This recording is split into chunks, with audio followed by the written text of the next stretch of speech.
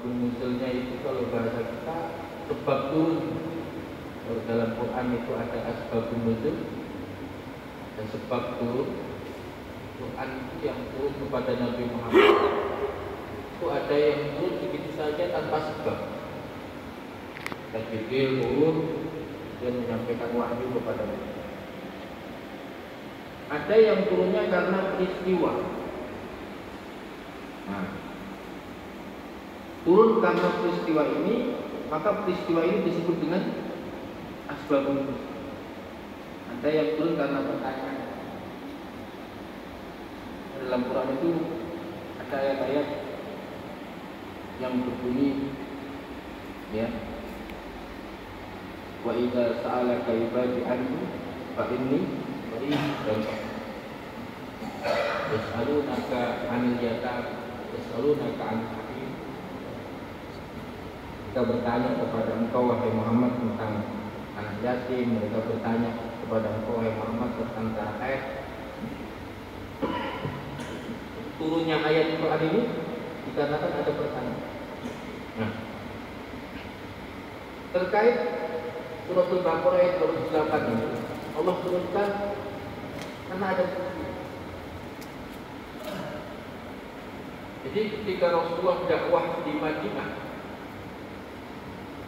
Madinah saat itu ada orang-orang yang sekarang udah nggak ada, Pak. Orang Yahudi dulu sebelum Nabi Muhammad pindah dari Mekah ke Madinah, di Madinah sudah ada loh orang-orang. Ada 3 kelompok Yahudi, yaitu Bani Quraidah, Bani Nadir, Bani Qainuqa. Dan orang Yahudi dari dulu memang bikin masalah. Ada 2 suku asli Madinah, atau Madinah itu namanya dulunya Yathrib, Tobah, dan Thaibah. Madinah yang sekarang, di mana di situ ada Masjid Nabawi, di mana di situ ada makam Rasul. Dulu nama asli Madinah itu Yathrib, wa fi riwayatin Tobah wa Thaibah. Ada 3 nama. Yathrib, Tobah, dan Thaibah. Itu dulu orang penduduk asli itu adalah Aus dan Khazraj. Awalnya 2 suku ini akur, yang mereka nenek moyang sama. Namun oleh orang-orang Yahudi, orang-orang Bani Quraidah pecah, sehingga banyak terjadi peperangan yang cukup lama. Memang yang tidak dikenal masalah. Jika Rasulullah sampai di Madinah, karena di situ ada Yahudi, ada agama-agama yang lain, masih ada juga paganisme. Akhirnya dibikin namanya Piagam Madinah. Antara poin kesepakatan di dalam Piagam Madinah itu adalah agar umat Islam dan orang-orang Yahudi saling menjaga. Tapi ternyata orang Yahudi ini berkhianat. Dimulai dari Bani Nadir, Bani Qainuqa, Bani Quraidah, sampai terakhir mereka tidak mau mengikuti kesepakatan. Dari dulu orang Yahudi, sekarang Palestina, mereka melanggar kesepakatan. Yang namanya perang itu nggak boleh pakai bom fosfor, mereka dari dulu mereka.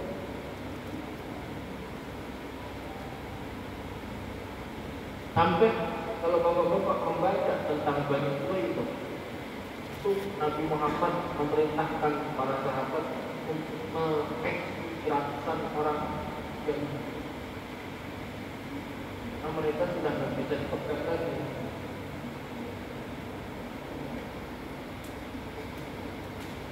Namun ada beberapa Yahudi yang mau masuk Islam. Istilahnya itu banyak. Cuman yang tokoh itu nggak banyak. Jadi, karena Rasulullah SAW pernah mengatakan, "Lau amana bi asyrafin minal Yahud, la amana bi al-Yahud." Fi riwayat Ahmad.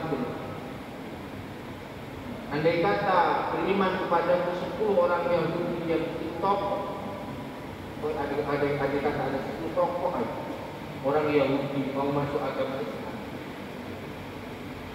maka semua orang Yahudi pasti masuk Islam. Karena orang Yahudi waktu itu terbagi menjadi orang-orang yang bisa membaca Taurat dan orang-orang yang nggak bisa baca Taurat. Jika mereka itu pemahamannya terhadap agama yang diikuti rohib. Rohibnya bilang kanan, kiri, ngalor, betul. Jika ketika terjadi tahrif,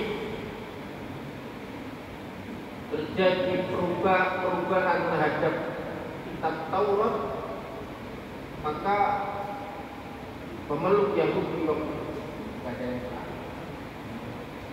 Nah, yang bisa baca Taurat hanya beberapa. Makanya Nabi katakan, andai kata tokoh-tokoh yang di 10 orang saja yang bisa baca Taurat masuk Islam, maka setelah ini tidak ada lagi yang. Namun Allah berkehendak lain. Allah masih berkehendak yang begitu. Di hari ini eksistensi Yahudi itu atas kehendak siapa? Penting kita paham. Bagaimana eksistensinya iblis sampai hari ini? Iblis setan masih apa? Ya memang secara zahir kita bersimpati dengan saudara-saudara kita yang ada di Gaza sana yang dibantai 11 itu. Tapi saya pernah membaca satu kajian menarik Rasulullah, bahkan Umar, Utsman, Ali, Hasan, Husain dan beberapa sahabat itu wafatnya kan tertunda. Nabi wafat tertunda, tapi tidak seperti yang disampaikan oleh orang Syiah bahwa wafatnya Nabi itu kan diracun oleh apa? Atau diracun oleh Sayyidah Aisyah, menunjukkan bapaknya menjadi wali. Rasulullah itu wafat karena efek racun, dan ini riwayatnya Bukhari, yang beliau makan di Khaibar. Jika kemudian disimpulkan oleh Syekh Muhammad Said Al-Albani, kenapa Allah wafatkan Rasulullah dengan cara diracun? Karena Allah ingin mengangkat Rasulullah tidak hanya wafat dalam keadaan menjadi nabi, tapi Allah juga ingin Rasulullah itu wafat dalam keadaan apa? Syahid. Kenapa Allah mentakdirkan Umar bin Khattab wafat dibunuh oleh Abdul Al-Majusi, Sayyidina Utsman dibunuh oleh Al-Ghubad, Sayyidina Ali dibunuh oleh Abdurrahman bin Muljam, Sayyidina Hasan diracun oleh Jal'ah, Sayyidina Husain dipenggal kepala mulia beliau oleh Ubaidillah bin Ziyad. Kenapa? Karena Allah ingin memuliakan mereka. Maka satu sisi kita mengutuk perbuatan Israel terhadap saudara-saudara kita di Palestina, namun satu sisi Allah sedang memuliakan para syuhada yang ada di satu sisi. Bagaimana Allah memuliakan Rasulullah, bagaimana Allah memuliakan Umar, bagaimana Allah memuliakan Sayyidina Utsman, bagaimana Allah Subhanahu wa taala memuliakan Sayyidina Ali dan